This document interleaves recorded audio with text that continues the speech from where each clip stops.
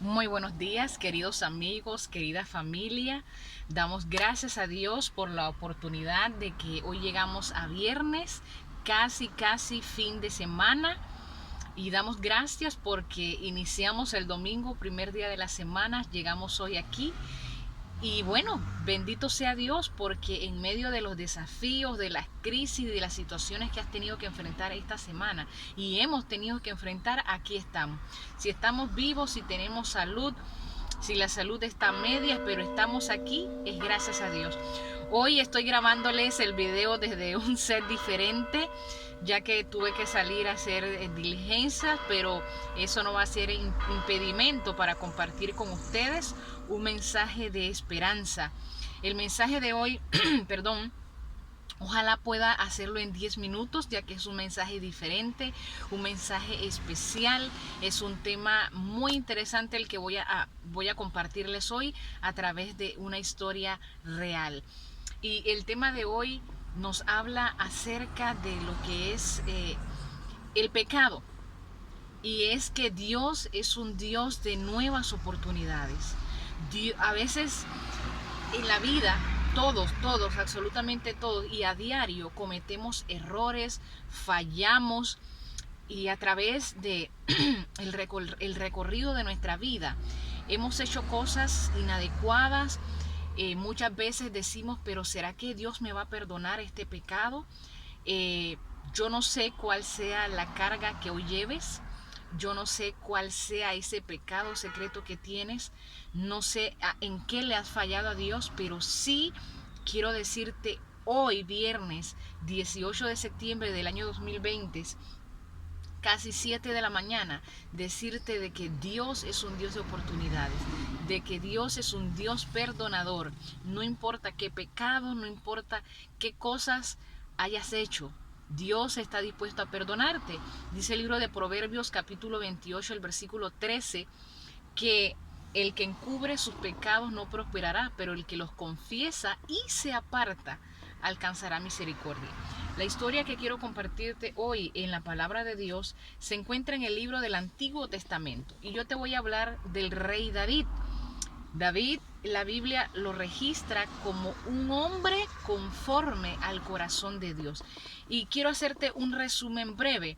Segunda de Samuel nos viene hablando primero del primer rey de Israel. Ustedes saben que el primer rey de Israel fue Saúl. Saúl, la historia registra que venía de la descendencia de la tribu de Benjamín, la tribu más pequeña, podríamos decir, pero la Biblia también registra que Saúl era el hombre más alto en estatura de todo el territorio, de toda esa tribu, de toda esa familia. Era de todo Israel, podríamos decir, era el hombre más alto en estatura, era un hombre apuesto. El pueblo le había pedido al profeta Samuel que ellos querían un rey.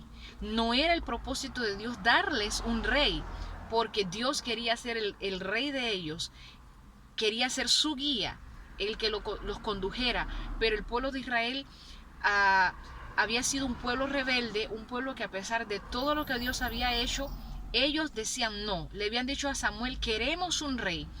Y Dios elige a Saúl, pero no es de Saúl de quien te voy a hablar hoy, sino de David.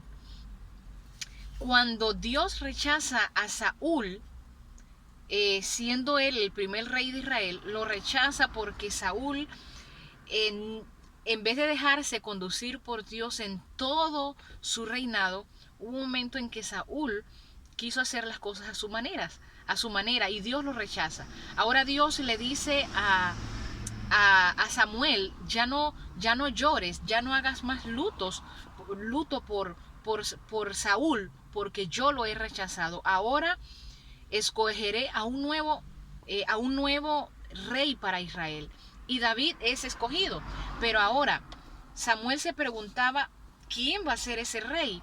Dios le da las indicaciones a Samuel y le dice, mira Samuel, yo quiero que tú vayas a tal lugar donde vas a encontrar a los hijos de Isaí, y uno de ellos será el que yo voy a ungir como rey de Israel. Así que Samuel va allá, hace todo lo que Dios dice y él empieza a conocer uno por uno a los hijos de Isaí. Y cuando él ve al primer hijo de Isaí, él dice, wow, este es el hombre.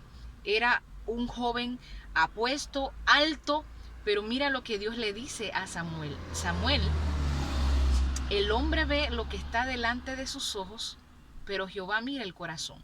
Samuel estaba viendo lo externo, pero Dios le dice, no, yo lo rechazo, ese no es. Hasta que David llega delante de Samuel, del profeta, y Dios le dice, ese es úngelo.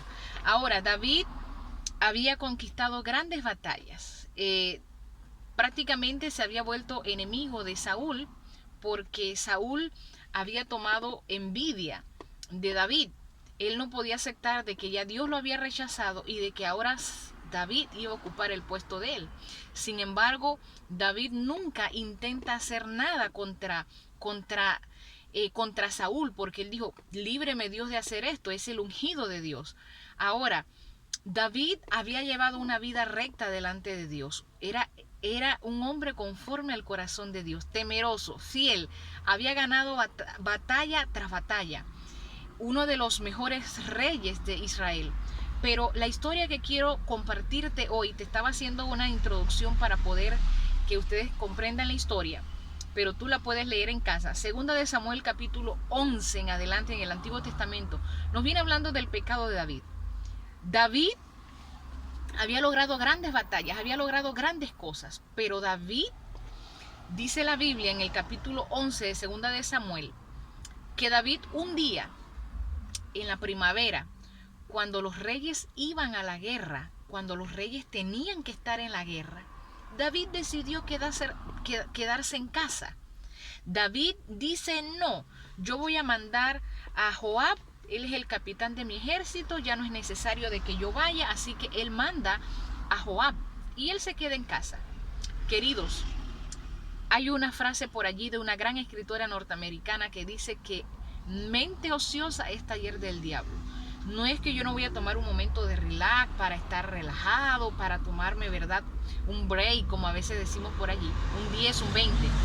Pero nuestra mente siempre debe de estar ocupada en algo. Cuando nuestra mente está vacía, divagando por allí, nuestros pensamientos, viene el enemigo, viene Satanás e introduce cosas en nuestra mente que nos llevan a nosotros, ¿verdad?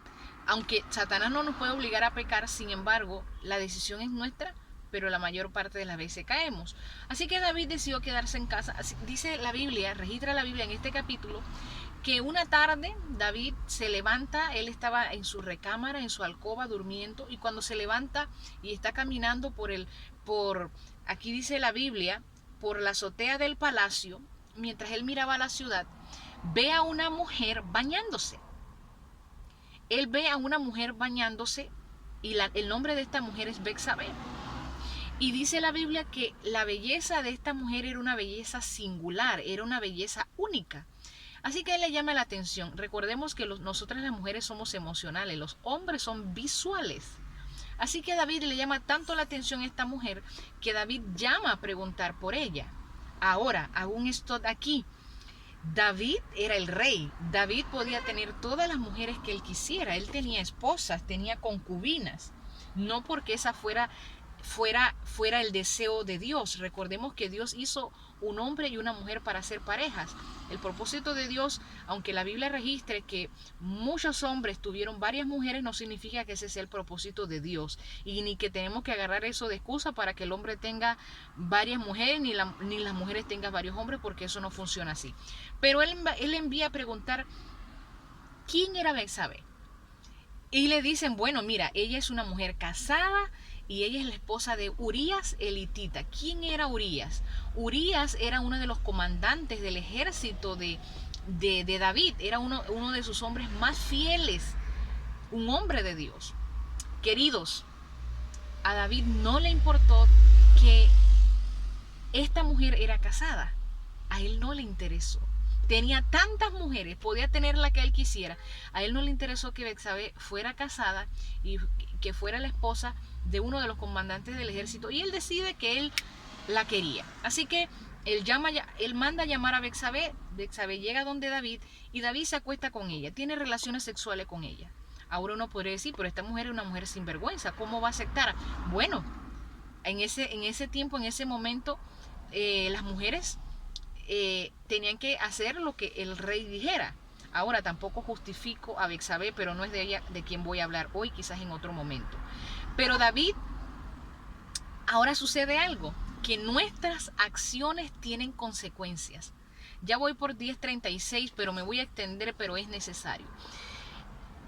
Nuestras acciones tienen consecuencias. David peca, David se acuesta con la mujer de su prójimo, y ahora de esa elección, de esa decisión, Betsabé queda embarazada. Ahora cómo David iba, o cómo David y Betsabé iban a tapar ese pecado si era evidente. El esposo de Betsabé estaba en la guerra por mucho tiempo. Ahora mira lo que trama David. David le dice a Joab, que era el capitán de su ejército, mira, necesito que llames urgente a Urías y que venga al palacio. Así que viene Urías, inocentemente llega donde David, y David, ¿verdad? Le dice, le empieza a preguntar por la guerra, cómo estaba todo, y Urías le empieza a contar. Pero David le dice, bueno, mira, tú tienes mucho tiempo lejos de la guerra, ¿por qué no vas a casa con tu esposa para que estés con ella? ¿Cuál era la trama de David? Era de que Urías fuera donde estaba su esposa, se acostara con ella, y él, en buen panameño decir, meterle el hijo a Urías. Mira hasta dónde nos lleva el pecado cuando desobedecemos los principios de Dios. Ahora, este hombre, Urías, le estaba dando una gran lección a David. Urías era un hombre de Dios, era un hombre fiel, y él dice, Señor, Dios me libre de yo ir a mi casa. No puedo hacer esto mientras un montón de gente está muriendo, el ejército allá en la guerra, ¿voy yo a estar con mi esposa? Pues no, y él se quedó allí. Y cuando le avisan a David de que Urías se había quedado en el palacio, David se molesta. Ahora David trama otra cosa, lo invita a cenar y lo emborracha, totalmente lo emborracha. Y ahora nuevamente lo manda a que fuera a casa de su esposa, a estar con ella. Pero Urías no va. Ya David no sabía qué hacer. Mira lo que hizo David. David dice, bueno, aquí no hay otra, hay que matarlo. Y David escribe una carta, puño y letra de él, y decide mandar esa carta donde le decía a Joab que pusiera a Urías enfrente de donde estaban los mejores arqueros, para que cualquiera flecha que pegara pudiese ir contra Urías y Urías muriera. Y esa carta, el propio Urías, su asesinato, él mismo lo llevaba en su mano, en una carta para entregárselo a Joab. Urías muere. Y queridos, en otro siguiente capítulo te seguiré contando el desenlace de esta historia el día de mañana. Pero yo quiero que hoy te quede algo en mente. David era un hombre de Dios, un hombre conforme al corazón de Dios. Pero alguien que en un momento de su vida se desconecta de Dios, empieza a enorgullecerse, a decir, bueno, yo soy el rey, yo no necesito ir a la guerra, yo voy a cogerme un relax. Queridos, cuando tú y yo, por un leve momento, nos alejamos de Dios, empezamos a tomar nuestras propias decisiones, a hacer las cosas a nuestra manera y a sentirnos orgullosos y que somos autosuficientes, allí entra el pecado. Mira todo lo que hizo David. Transgredió la ley de Dios. Ahora usted me preguntará, ¿y qué es pecado? Familia, pecado es la transgresión de la ley. Pecado es violar la ley de Dios, los 10 mandamientos. David pecó, número 1, codiciando a la mujer de su prójimo. David cometió adulterio. David mató. Y podríamos seguir la lista. Pero hoy yo quiero darte esperanza. Yo no sé cuál sea el pecado que estés acariciando, yo no sé si mataste a una persona, yo no sé si violaste a alguien, yo no sé si hablaste falso testimonio contra tu prójimo, yo no sé cuál sea el pecado que tú lleves a cuestas. Pero yo quiero decirte que no importa el pecado que hayas cometido, por terrible que sea a la vista del ser humano, Dios está dispuesto a perdonarte y echar tus faltas, mis faltas, a lo profundo del mar. Si hoy quieres que Dios te dé una segunda oportunidad, ve delante de Él. No le vayas a confesar los pecados a un ser humano igual que tú. Cuéntale tus pecados a Dios. Primera de Juan 1:9 dice que si confesamos nuestros pecados, Dios es fiel y justo para perdonarnos de todo mal. Dios quiere limpiar tu vida, mi vida, cambiarme, transformarme. Ve a Él y Él hará grandes cosas. Feliz día, hoy me he extendido súper, pero era necesario y espero que lo puedas ver hasta el final, que sea de bendición, pero sobre todo que tengas en tu mente de que Dios te ama, de que Dios es un Dios de amor y que Dios quiere perdonarte, Dios quiere limpiarte y Dios quiere liberarte. Feliz viernes, feliz día, que las bendiciones del Todopoderoso sean sobre ti y que hoy tú y yo seamos canales de bendición. Hasta mañana, bendiciones.